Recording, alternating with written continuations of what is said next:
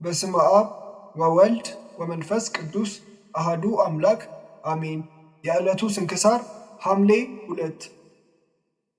አንድ አምላክ በሆነ በአብ በወልድ በመንፈስ ቅዱስ ስም ሐምሌ 2 በዚህች ቀን ከ12ቱ ሐዋርያት የአንዱ ሐዋርያ የቅዱስ ታዴዎስ የዕረፍቱ መታሰቢያ ነው። ይህንንም ሐዋርያ ከ12ቱ ጋር ጌታችን አስቀድሞ መረጠው። አጽናኝ መንፈስ ቅዱስ በላያቸው በወረደ ጊዜ ወደ አገሮች ወጥቶ የወንጌልን ትምህርት አስተማረ። ከአይሁድና ከአረማውያን ብዙዎችን ወደ ፈጣሪያቸው እግዚአብሔር መልሶ የክርስትና ጥምቀትን አጠመቃቸው። አንድ ቀንም ወደ ሶርያ ከተማ ሲጓዝ ክብር ይግባውና ጌታችን ኢየሱስ ክርስቶስ መልኩ በሚያምር ጎልማሳ አምሳል ለእርሱ ተገልጦ ወዳጄ ታዴዎስ ቸር አለህን? አትፍራ፣ እኔ ከአንተ ጋር እኖራለሁና አለው። ሰላምታም ሰጥቶት ከእርሱ ዘንድ አረገ። ወደ ከተማውን በቀረበ ጊዜ ከእርሱ ጋር አባት ጴጥሮስ ነበረ። ማሳ የሚያርስ ሽማግሌ ሰውን አዩ። ሐዋርያትም ሰላምታ ሰጡትና ሽማግሌ ሆይ የምንበላው እንጀራ ስጠን አሉት። እርሱም ከዚህ የለም፣ ነገር ግን አመጣላችኋለሁ፣ እናንተም ከበሬዎቹ ዘንድ ተቀመጡ አላቸው። እነርሱም እንዳልክ ይሁን አሉት። ያ ሽማግሌ ከሄደ በኋላ ሐዋርያ ከበሬዎች ጋር ያለ ሥራ በከንቱ መቀመጥ ለእኔ ኀፍረት ነው፣ ያ ሽማግሌ ለእኛ በጎ ሊሠራ ሄዷልና አለ። ይህንንም ብሎ ተነስቶ እርፉን ይዞ በበሬዎቹ ላይ ድምፅ አሰማና ያርስ ጀመረ። በዚያም ከእርሱ ጋር የስንዴ ዘር ነበረና ያን ጊዜ ዘሩንና ማሳውን ባርኮ የሐዋርያት አለቃ ጴጥሮስ ክብር ይግባውና በጌታችን በኢየሱስ ክርስቶስ ስም በእርሻው ላይ ዘራ። 30 ትልሞችንም አረሰ። የተዘራው ዘርም ወዲያውኑ በቀልና አደገ፣ እሸትም ሆነ። ያ ሽማግሌም በተመለሰ ጊዜ ሐዋርያት ያደረጉትን ተመልክቶ ደነገጠ፣ ከእግራቸውም በታች ወድቆ ሰገደ። እናንተ ከሰማይ የወረዳችሁ አማልክት ናችሁን? አላቸው።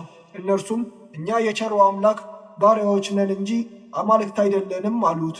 ደግሞ እንዲህ አላቸው፣ ስላደረጋችሁልኝ በጎ ሥራ በምትሄዱበት ቦታ ሁሉ ልከተላችሁን? ይህን ልታደርግ አይገባም። ነገር ግን በሬዎቹን ለጌታቸው ወስደህ መልስ፣ ቤትህንም አዘጋጅልን፣ የምንበላውንም ታዘጋጅልን ዘንድ ለሚስት ንገራት። እኛም ወደዚች ከተማ ልንገባና እግዚአብሔር እስከ ጠራን ድረስ በውስጧ ለመኖር እንሻለን አሉት። ከዚህም በኋላ ያ ሰው ከዚያ እርሻ እሸት ቆርጦ ተሸከመ፣ በሬዎቹንም እየነዳ ሄደ። የከተማው ሰዎችም የተሸከመውን እሸት አይተው አሁን የእርሻ ወቅት አይደለም፣ ይህን ከወዴት አገኘህ አሉት። ቃልንም አልመለሰላቸውም። በሬዎቹንም ለጌታቸው መለሰ። ወደ ቤቱም ሄዶ ለሐዋርያት ቦታን አዘጋጀ። ራትንም እንድታዘጋጅላቸው ለሚስቱ ነገራት። ወሬውም ወደ ከተማው መኳንንት ደረሰ። በክፉ አሟሟት እንዳትሞት ይህን እሸት ከወዴት እንዳገኘህ ንገረን ብለው ወደ እርሱ ላኩ። ይህንም በሰማ ጊዜ ከእኔ ጋር ሕይወት ሳለ ሞትን አልፈራም አለ። ይህንንም ብሎ ከመጀመሪያው እስከ መጨረሻው ነገራቸው። ሄደህ ወደ እኛ አምጣቸው አሉት። እርሱም ጥቂት ቆዩ፣ እነርሱ ወደ እኔ ቤት ይመጣሉ፣ በመጡም ጊዜ በዓይኖቻችሁ ታያዋቸዋላችሁ አላቸው። ሰይጣንም የከተማ መኳንንቱን ልቡና ለውጦ እኒህ አይሁድ ከሰቀሉት ከናዝሬቱ ኢየሱስ 12 ወገኖች ውስጥ ከሆኑ ወዮልን፣ እንድንገድላቸውም ተዘጋጁ አሉ። እኩሌቶቹም ልንገድላቸው አንችልም፣ አምላካቸው ኢየሱስ የሚሹትን ሁሉ እንደሚያደርግላቸው ሰምተናልና፣ ነገር ግን አመንዝራ ሴት ወስደን በከተማው መግቢያ በር ራቁቷን እናስቀምጣት፣ ባዩዋትም ጊዜ ወደ ኋላቸው ይመለሳሉ፣ ወደ ከተማችንም አይገቡም አሉ። እንዲሁም አደረጉ። ሴትዮዋንም አራቁተው በከተማው መግቢያ በር ላይ አስቀምጧት። ሐዋርያው ታዴዎስም በአያት ጊዜ ጌታዬ ኢየሱስ ክርስቶስ ሆይ ወደ ከተማው ገብተን በከበረ ስምህ እስክንሰብክ ድረስ በራሷ ጠጉር በአየር ላይ ይሰቅላት ዘንድ የመላእክት አለቃ ሚካኤልን ላክልን አለ። በዚያን ጊዜም ተሰቀለች። የከተማዋ ሰዎችም አዩአት። ያቺ ሴትም ከከተማው መኳንንቶች አቤቱ ፍረድልኝ እያለች ጮኸች። ነገር ግን የሐዋርያትን ቃል ወደ መቀበል አልተመለሱም፣ ሰይጣን የሰዎችን ልብ አጽንቷልና። ከዚህም በኋላ ወዲያውኑ ተነስተው ወደ እግዚአብሔር ጸለዩ። ያን ጊዜም የመላእክት አለቃ ሚካኤል ወረደና የከተማው ሰዎችን ልቡና የማረኩ መናፍስት ርኩሳንን አስወጥቶ ሰደዳቸው። ሰዎቹም የሐዋርያትን ትምህርት ተቀበሉ።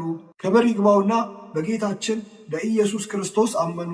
ያን ጊዜም ሐዋርያው ታዴዎስ ያቺን በአየር ላይ የተሰቀለችውን ሴት አወረዳት። ከዚህም በኋላ ኤጲስቆጶሳትን፣ ቀሳውስትንና ዲያቆናትን ሾመላቸው።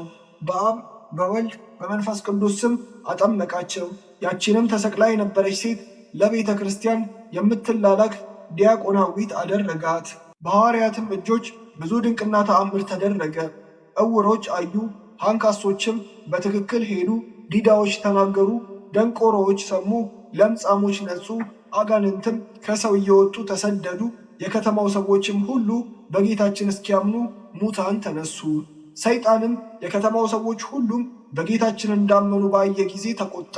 በአንድ ገንዘብ በሚወድ ጎልማሳ ባለጸጋ ልብ አድሮም በሐዋርያው ታዴዎስ ላይ አነሳሳው። ወደ እርሱም መጥቶ ሰገደለትና እንዲህ አለው፣ የእግዚአብሔር አገልጋይ ሆይ እኔ ብዙ ገንዘብ አለኝ፣ እድን ዘንድ ምን ላድርግ አለው። ሐዋርያውም ጎልማሳውን ፈጣሪ እግዚአብሔርን በፍጹም ልብህ በፍጹም ኃይልህ ውደደው፣ አትግደል፣ አትስረቅ፣ አታመንዝር፣ በአንተ ሊያደርጉብህ የማትሻውን በሌላው ላይ አታድርግ፣ ደግሞም ገንዘብህን ሸጠህ ለድሆችና ለምስኪኖች ስጥ፣ በሰማያትም ለዘላለም የሚኖር ድልብ ታገኛለህ አለው። ይህንንም በሰማ ጊዜ ቁጣም ተሞልቶ ሐዋርያው ታዴዎስን ይገድለው ዘንድ አነቀው። የእግዚአብሔርም ኃይል ከዚህ ሐዋርያ ጋር ባይኖር ኖሮ ከመታነቁ ጽናት የተነሳ ዓይኖቹ ተመዘው በወጡ ነበር። አባት ጴጥሮስም የክርስቶስን ሐዋርያ እንዴት ደፍረህ ታንቃለህ አለው። ያን ጊዜም ተወው። ሐዋርያው ታዴዎስም ጌታችን እንዳንተ ላለው ሀብታም ባለጸጋ ወደ መንግሥተ ሰማያት ከሚገባ ግመል በመርፌ ቀዳዳ ቢያልፍ ይቀላል ብሎ በእውነት ተናገረ አለው። ጎልማሳው ባለጸጋም ይህ ነገር ትክክል አይደለም፣ እንዴት ሊሆን ይችላል አለ። በዚያም ጊዜም በዚህ ጎዳና ሊያልፍ ባለ ግመል መጣ። ሐዋርያው ታዴዎስም ጠርቶ አስቆመውና መርፌ ከሚሸጥ ዘንድ መርፌን ፈለገ። መርፌ የሚሸጠው ግን ሐዋርያውን ሊረዳው ፈልጎ ቀዳዳው ሰፊ የሆነ መርፌ አመጣለት። ሐዋርያውም እግዚአብሔር ዋጋህን ይክፈልህ፣ ነገር ግን በዚህች አገር የእግዚአብሔር ክብር ይገለጥ ዘንድ ቀዳዳው ጠባብ የሆነ መርፌ አምጣልን አለው። ከዚህ በኋላ ባለመርፌው ቀዳዳ ጠባብ የሆነውን መርፌ ባቀረበለት ጊዜ ኃይልህን ግለጥ ብሎ ወደ ጌታችን ጸለየ። እጁንም ዘርግቶ ባለግመሉን ክብር ይግባውና በጌታችን ኢየሱስ ክርስቶስ ስም አንተ ከግመልህ ጋር በመርፌ ቀዳዳ ውስጥ ግባና እለፍ አለው። ገብቶም አለፈ። ሕዝቡ የፈጣሪያችን የክርስቶስን ኃይል ይረዱ ዘንድ ዳግመኛ ገብተህ እለፍ አለው። ባለግመሉ በመርፌው ቀዳዳ 3 ጊዜ ከግመሉ ጋር አልፎ ሄደ። ሕዝቡም አይተው ከቅዱሳን ሐዋርያት አምላክ ከሕያው እግዚአብሔር ልጅ ከኢየሱስ ክርስቶስ በቀር ሌላ አምላክ የለም እያሉ ድምፃቸውን ከፍ አድርገው ተናገሩ። ያም ጎልማሳ ባለጸጋ መጥቶ ከሐዋርያው እግር በታች ወድቆ ሰገደና ኃጢአቴን ሁሉ ይቅር በለኝ፣ ገንዘቤንም ሁሉ ወስደህ ለድሆችና ለምስኪኖች አከፋፍል አለው። እንደለመነውም አደረገለት። የሃይማኖትንም ሕግ አስተምሮ የክርስትናን ጥምቀትን አጠመቀው። ሥጋውንና ደሙንም አቀበለው። ሁሉንም በቀናች ሃይማኖት አጸናቸው።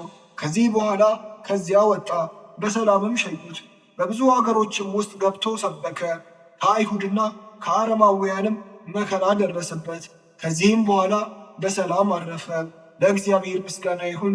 እኛንም በዚህ ሐዋርያ ጸሎት ይማረን፣ በረከቱም ከእኛ ጋር ትኑር ለዘላለሙ አሜን።